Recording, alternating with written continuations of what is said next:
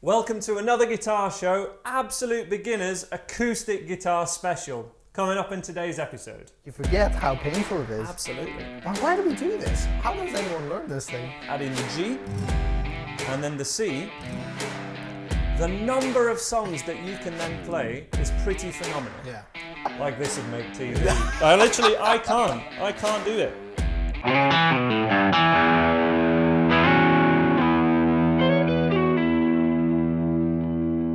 So welcome to another guitar show. For those of you that haven't seen us before, this is around 30-minute guitar show every Sunday where we're all about guitar education and making you guys better guitarists. I have Thomas here from Your Guitar Academy, and you have some private students at this time. You've been teaching a number of years. You're a phenomenal player. But how many absolute beginners do you teach at the moment, or have you taught? At the minute, one or two, not too many. I've kept a lot of people who have since kind of graduated from being an absolute beginner. So yeah, over the years, that's what you're wanting to do. But Thomas, I don't offer one-to-one lessons at this time, but that is historically what I've done. I started teaching 10 years ago, but you have some room for some private students, aren't you? I do. With Skype or in Guildford. So we'll mention that right at the start. She is my recommended teacher. Shameless plug. As are the other teachers at Your Guitar Academy, absolutely. But I offer many absolute beginner tutorials on YouTube and on my website and things like that. So I think there's so much on offer, and there's so many other beginner lessons that end up becoming perhaps a viral hit. Yeah. We want to make sense of a lot of this for you guys and show you guys what can be a great path for you guys moving forward with your playing. So this is appropriate, as I say, for absolute beginners. But anyone perhaps revisiting the instrument after a few months or even a few years away from it, and also anyone else that's maybe at a higher level, but there's maybe a couple of things that we can tighten up their technique with. And then we're going to have some fun at the end and play guitars left-handed, the intention of which is to put us in the seat of the absolute beginner and see what you can actually do beyond perhaps the basic open chords. But we want to put ourselves in the shoes of beginners, because I think so many guitarists, musicians, it's so easy to forget when you've been doing this a number of years. So where would we start? My lessons personally start with two chords, the E major chord and the A major chord. Now, a lot of people question me about this A major chord because they may be more familiar with this way of playing it. That's one thing to be aware of about the guitar. There are many ways to play the same chords, and some teachers teach one way, some teachers play another way. I would start with this method because, especially as you'll see when we're doing the left-handed guitar playing in a second, it's really difficult as a total beginner when your fingers are not pressing down to know where to put your fingers. This just loses the coordination of it. And having this anchor finger or a pivot point with that first finger to stay down and then slide to the second fret typically allows for quicker changes. That's what I've found when I've been teaching over the years. The next chord after that I would teach would be a D major chord, and then again we have that pivot point with the first finger so that you can play many songs with either just E and A or E, A and D, and you can even play like most pop songs with those chords. Depending on perhaps the chord sheet that you pick and that kind of thing. What is part of your beginners' lessons or the first few sort of songs and chords you teach? The same kind of thing. So on the Your Guitar Academy course, we will take this. We'll know it as an A sus2. We just call it an A chord. We don't need to get into all of that stuff. Absolutely. In a minute. So we go with that one, which is a two-finger wonder, and another C type chord. And then a G type chord, just to get those fingers moving in simple shapes, because it's so difficult. And you're saying G type there because we can have the basic C chord, the G chord, and they are still major chords when you're playing it like that, but there would be numbers at the end of them, and it can be confusing. Exactly. And often the first two chords I demoed there were an E and an A, that is in fact an E major and an A major. Right. A little bit more to keep in mind, and I really put myself in the mind of when I'm learning other things, like learning Spanish, learning maths, perhaps other things that I've struggled with over the years, and just gone, whoa, keep it simple, like stop saying words at me, just give me something I can handle, right? And this is all part of that. I think that there's another common way to play these chords that you should be aware of, and that we'll be covering more in our electric guitar episode. And this is the one finger E, A, and D power chords. So we can play chords with just one finger. Doing this doesn't particularly sound too rocking, too cool on acoustic guitar, but it comes to life on electric guitar. And as I say, I hope to show you that if you follow that episode, which is coming in next time. The two other chords I think we have to mention are a G and a C, because once we know those chords, they were the 5 basic major chords that we have with open strings, adding the G and then the C. The number of songs that you can then play is pretty phenomenal. Yeah. To be able to play those songs though, we need confident changes between these. We need to be able to do that with strumming, and then be following, frankly, a reliable chord sheet. And those things are stumbling blocks for people. So this is why, even with just these simple things, we've got to learn, rather than more chords or more notes on the guitar, it's my opinion that we need to learn how to do more things with those basics. Rather than learning, as I say, more chords, more strumming patterns, just get the bare bones of those down and then see how many songs that you can learn. Now with the songs that you're learning, I think structure is one of the biggest things that is going to make the songs that you learn harder, make it more work, and enable you, not enable you to play the whole thing. What I mean by structure is we have things called a verse and a chorus in a song, which just means that the chords are going to change perhaps every 30 seconds or more often, just for a normal 3-minute pop song. So already you're giving, as a learner guitar player, you're given so much to handle just to be able to do the first 30 seconds, and then it changes. And that is something that as a beginner, maybe you're not comfortable doing, and because you're so paying attention to these chord changes and looking at your fingers and things. You're not feeling that music go by organically in the bars and all that stuff. Absolutely. And I think that's one of the biggest reasons why my lessons have connected with a certain audience. It's because we can get you doing something, we can get you playing something, but then probably keep that going along for an entire song. So the first song that I would teach, and has been my biggest guitar lessons on YouTube, is teaching Buffalo Springfield's For What It's Worth, and a number of other songs, but just with the chords E and A. Now we are simplifying those songs, absolutely, but that would enable you to strum the whole song just with 1 bar of E and 1 bar of A. And that's the intention of it. It's the intention to keep you playing for 3 minutes. As I say, as you see when we make fools of ourselves in a second and play left-handed guitar, just doing the same thing for 3 minutes is a hell of a long time all of a sudden, and very, very tricky. Even if we know what bars and beats are, what song structure is, we know all this other stuff. We know how to play lead guitar over this perhaps. But doing that left-handed, it's a real physical skill. So you could start off playing that song just with 1, 2, 3, 4, 1, 2, 3, 4. That is 1 bar of E and 1 bar of A strumming on the beat. You could use other strumming patterns, but that is a simple one that will work. And there's a difference between strumming patterns that can happen with strumming all down strums or using downs and ups. This is an instinct that needs to be taught, but that there are certain rights and wrongs with strumming. I would argue that right and wrong should be, to begin with, when we look at 8 strumming, which is strumming 8 times in a bar, down strums on the beat, up strums off the beat, unless everything's on a down. So as soon as we just make this 8th strumming, which would be 1 and 2 and 3 and 4 and, straight away there's something that could go wrong. Because some people can do that and some people would prefer down and up.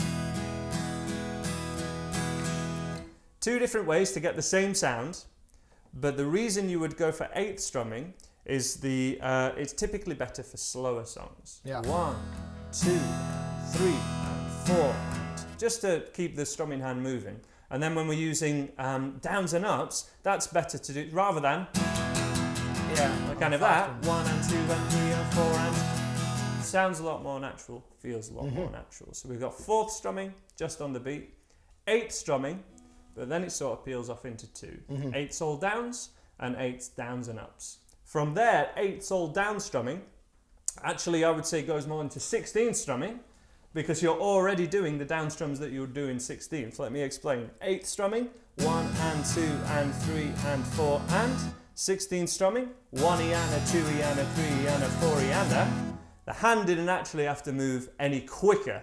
It's on the same grid as I would think about it. Watch again. 2, 3, 4. 1 E and a 2 E and a 3 E and a 4 E and a. Hands the same. And on 8th strumming, if you're already doing downs and ups, you're having to quicken your hand. So I would think about them on those two lines. That's just one way that I've tried to instill rhythm into people. But there are many other options as well. And what I want to discuss now is what can we do what can we offer those people that don't want to strum? And perhaps strumming leads to wanting to sing and play at the same time. Many guitarists are like, I'm never going to sing. I believe you're not a singer yourself, no, right? I'm not. So it was never part of your vocab. So what can we offer those people? So on the acoustic side, Specifically, yeah.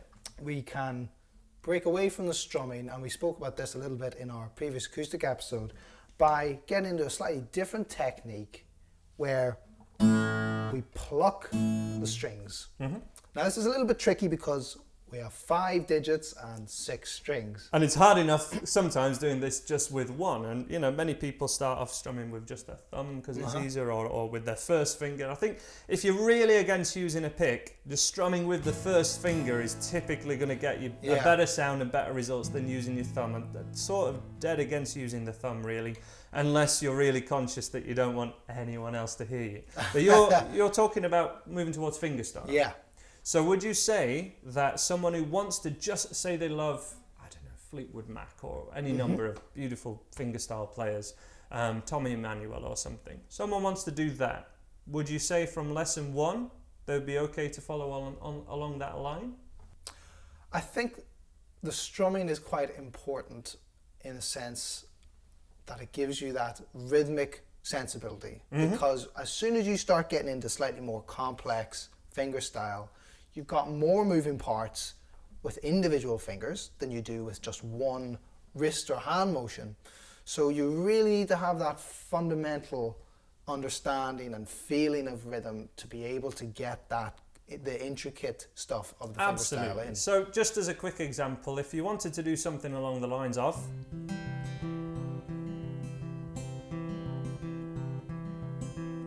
which is one of the basic fingerstyle patterns. You know, that's a syncopated pattern, but it's a fairly basic one.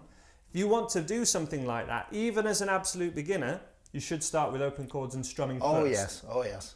Absolutely.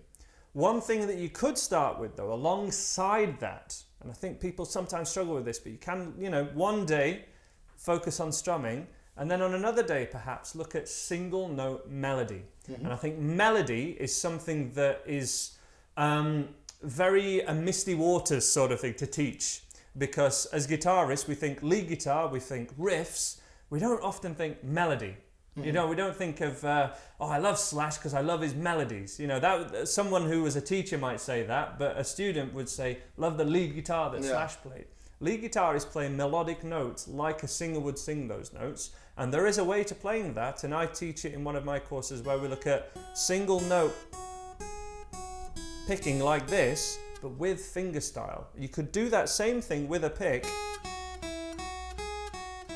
but you can get that same sound or a softer sound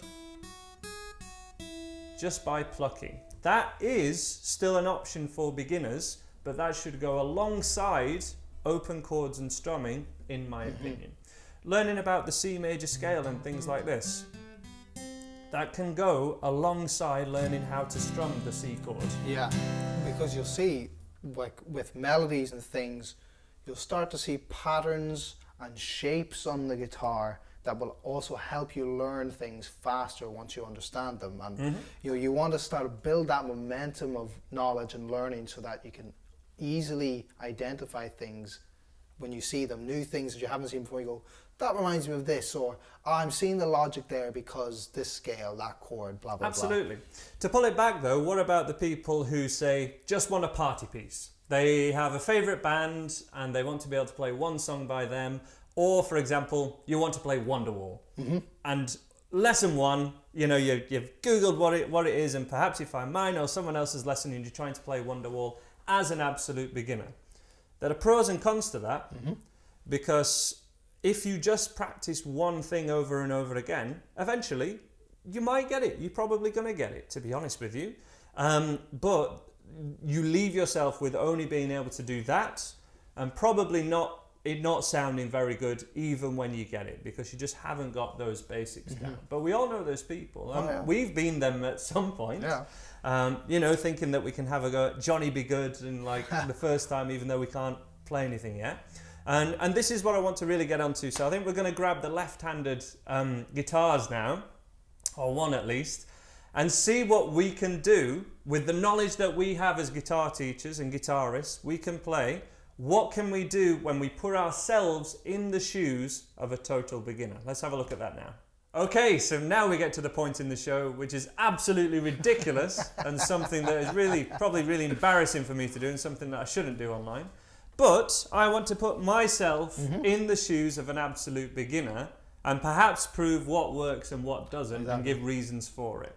Now, the interesting thing here, I think, is, as I say, we play and we've taught so many times, but it's ridiculous just how hard it is. And I'm just going to fret there an E major chord, which would be the first chord that I would teach any beginner. And there we go. That's my left-handed guitar chord. This feels so alien. It's really frustrating because you have to concentrate so much to be able to just move any finger correctly. And it's really hard. But then we can change by keeping that pivot finger to the A chord. Actually. Right, so what Andy's doing here, he's taking two chords, E major to A major. What I'm also doing is sticking my tongue out a little bit. It's really hard. So he's concentrating very hard. And when he says a pivot finger, he's talking about his first finger on now his right hand. It's going to be strange for me saying that. No. And he's noticing that the finger on that string between both chords doesn't move. It does move, but it doesn't change string, right? So if we look at here, E to A, rather than lifting his finger off, he's just sliding it up. He's reducing the amount of work he has to do. Look for that in loads of different chords. A pivot finger, or between two chords, a finger that's on the same string. So the other time this would really happen is between the G chord, but what we call an all fingers G, which would be this, to a C add 9. If I go from the normal G to a C like this, I'm not going to do that in a song straight away. But you know, this is also kind of the Wonderwall way of playing. G to D. On your third finger. Third finger does stay still. It's a lot more taxing, but I can do it. And it just makes first two fingers. That's a particularly hard change, G to D. There's a really weird thing as well, where when we hold things like this. So my fingers want to do this basically as much as possible. And then when we're playing guitar, we ask those fingers to do this. Basically, this sort of claw finger. Bending this knuckle or first bone in the finger is so important. Those ends of the fingers need to be curled over, and that is the thing that is most unnatural here, other than just, you know, everything. And it's so difficult. A lot of people have the D chord as the first chord people would play, the first chord people would teach. Now that finished string ain't ringing out when I try it. Can I get it ringing out? Go on, come on. I really want to do it. This is great. This is just, I was going to say great TV there. Like this would make TV. I can't do it. You might get a slot in the morning show, yeah. But the G, that rings out. E minor, A minor, something like that. Can't get the minor note of the A minor ringing out. A lot of people struggle with that. Thinner strings. This is why I start with the E. Because when I was trying this stuff out with beginners over 10 years, most people could do it. And most people could suddenly get a space underneath the guitar here. So underneath where the palm of the hand is. Again, when we hold things, we hold them like this. Mm-hmm. That's a really hard thing to get out of. But with the E chord and moving that thumb lower, people can learn that, and then you move to the A chord and it's still all right. When you get to the D, that instinct is trained enough for people to actually be able to do it. So as I say, that D chord would be a starting point for so many people, but it's also a stopping point. It's a barrier for so many people. But the point I also want to make is how many other ways into this there are than perhaps fit into a nice structured beginner's lessons. So, you know, jumping ahead to perhaps doing a G chord, if you can cope with that, I think that's something definitely to have a go at, and especially this G to C add 9, sounding fabulous. But it's sounding about as good as the E and A, I'll be honest, which is bad. I wouldn't give it that much credit. Also, you know, using a pick is something that I'm doing, you know, badly, but all right. I can actually hold it. I can actually hold it. I could strum with the first finger, picking anything more than. Let's try and do this with a strumming pattern. This will sound bad because it sounded so good so far.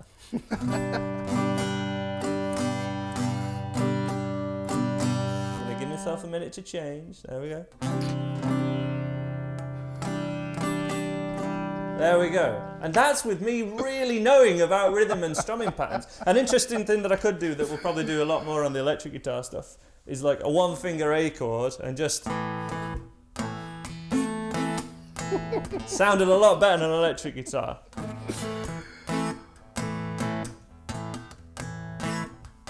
The kind of Malcolm Young style rhythm playing. There's actually some of that isn't as bad as the rest of it. Now we're sat here laughing about this. However, let's just consider we're teaching a student. Yeah. You know, are we expecting to be laughing at them? I don't think this is a laughing matter. I think if there's any beginner teacher who is teaching an absolute beginner and isn't prepared to do this sort of stuff, I think that person's a bit of a hypocrite. There has to be a absolutely. I can do Otherwise, it, you've forgotten what it's like to start off doing something new. You want someone to get into this world so much that they're prepared to pay you for it, regular every week. You know, this is really important. This is the future of guitar playing in a way, because if people do not come in at a beginner point from a beginner level and then progress on, and we actually get those beginners turn into intermediate guitar players, we're not going to have as many guitarists in the world as we could. It's a really important point. But there are also different ways in single chord. I'm just going to point out I have nice big lines in my fingers.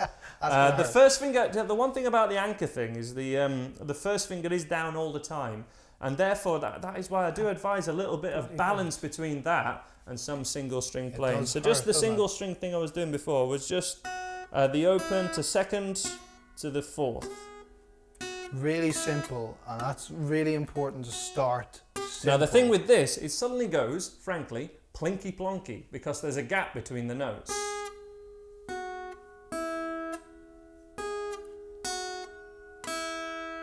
It's the start of Hot Cross Buns. That's a recognisable melody that I can play just like this. Now I'm holding this really odd because I'm not used to it, but what I'm making sure that I do is trying to hold the guitar in place with my arm and also here. This means that, you know, otherwise the guitar is going to go everywhere. Flopping. It's very, as I say, it's untrained at this time, so it's new, but that's what I'm trying to do. And these thinner travel size guitars are really good for that, to be honest, because you know they're not these massive things that giving one of those to, you know, someone under say 10. It's really tricky. It's not to say that they can't do it, but it's just, again, it's another barrier, and it doesn't have to be. So something like this, even for adults of any age, is really, really strong idea. I'm trying to think of other little things that we could try, little lead lines. The electric guitar episode, I think there's a lot more things, isn't there? A lot more things to try. Well, one we do in YGA is, you might know it as the spider. Sure, okay. This is going to sound absolutely not very melodic. Absolutely fantastic, I'm sure. So let's give it a go. So this is just a simple coordination exercise. Yeah, just all fingers. Absolutely seeing that I have completely none. No coordination. But it is something that I can physically do, which I have to say is so important. If we're just giving beginners one thing to do and go, keep repeating that until you can do it. You need that I'm goal. sorry, most people might not persevere beyond that. That was something I could do left-handed. That's appropriate for a beginner to do. Yeah. That's cool. There are many things. Here's a beginner riff or something, you know. Heartbreaker I had a go at earlier. Like, I'm nowhere near, like...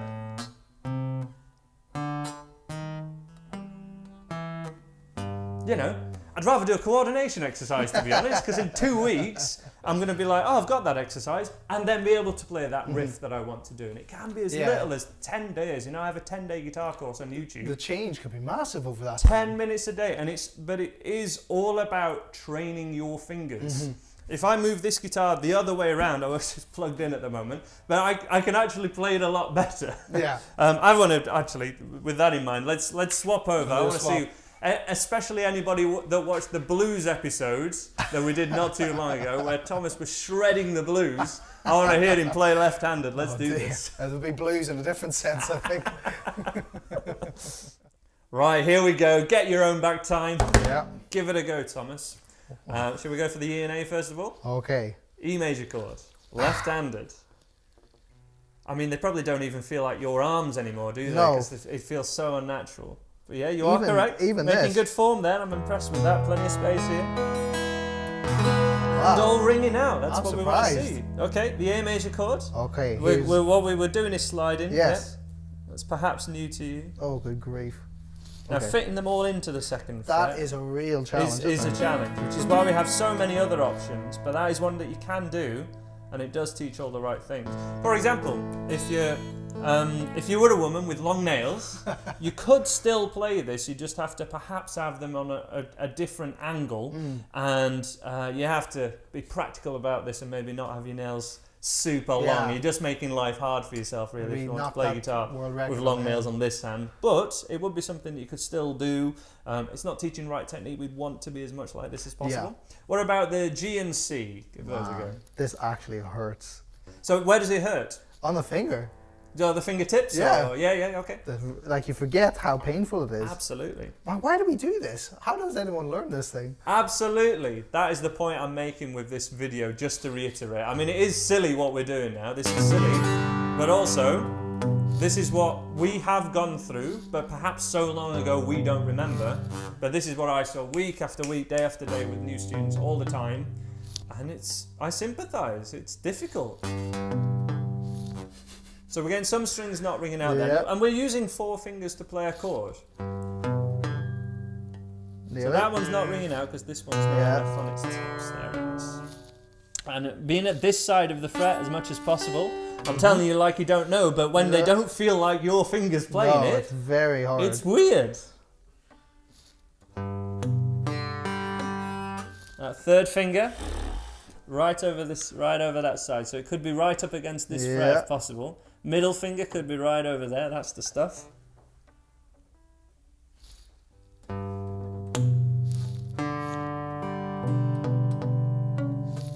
Nearly.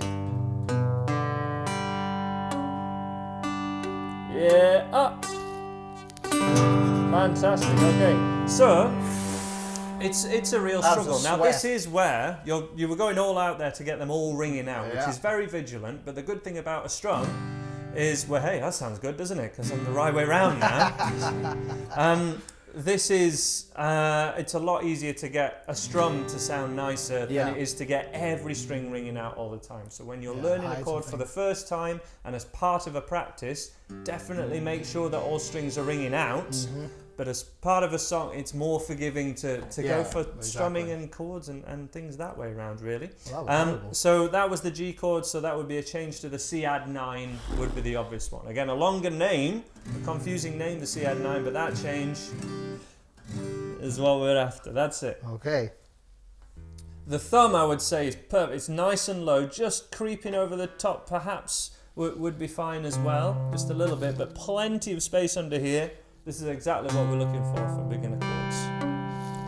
Right over that side of the fret, with the middle one as well. Get them over there. Third finger still could be further over. And by being further over there, just to make a point, so say if you're going for your G or C chord like this, and you're over this side of the fret, you have to press down so much harder to get it to ring out, and if it's over this side, But again, this is the exact opposite to what you've been trained because it's not at that side. So. It's the top 3. That's the It's thin the ones third. again. So, the first, there we go. Hey. It will ring out with a little bit of perseverance. But the first G chord most people will learn is just the standard 3-finger one. Can you do that one? You can get them all ringing out. With the little finger as well. Ah. There we go. And they do all ring out a little bit easier. Yeah. Or I have a video on chords for kids where we just learn the thinnest 3 or 4 strings of each chord, and that would make things like the G and the C become 1-finger chords. You know that G to C change? 1-finger chords. What about any single note playing at all? What would you be willing to have a go at? The minor pentatonic scale, I guess, is 1. Right, let's go for that. Minor pentatonic. Now, I will add, I'm Yep. starting to get a bit of pain, bit of tightness in here. So that's something I would really consider about, or I would really look out for. You know, I've always told people, if you get that, just take a little break. It's going to take some time to build it and stretch it out. Yeah. You don't want to power through that, because if you do that too much, you're going to get a bit of an injury. So Absolutely. I'm feeling that tightness now. We're going to keep going, but I live life on But the edge like that. but you're aware of that and you make adjustments while you're doing it. Exactly. Some beginners might think that's just what guitar is. Like, you know, if you kick a football as a kid and it hurts, oh, that put me off football for a year because kicking a football hurts, you know what I mean? Exactly. When you're a young kid, things like that matter. Okay. So this is a really unnatural motion to train. Yes. And it does take training. It takes a little Takes a baby bit step. of time, and you know, just don't play through pain. Absolutely. Right. Let's go a little bit higher up the A little bit fret higher? because Let's things are wider apart Yeah, here. they There's a are. world of difference. So around the 5th fret is where we normally do the A minor pentatonic. Good So start. the little thing, rock and roll. Now here's where it gets hard because it's finding those strings, isn't it? Yes. I'm not even going to It just looks like a blur, I imagine. Oh.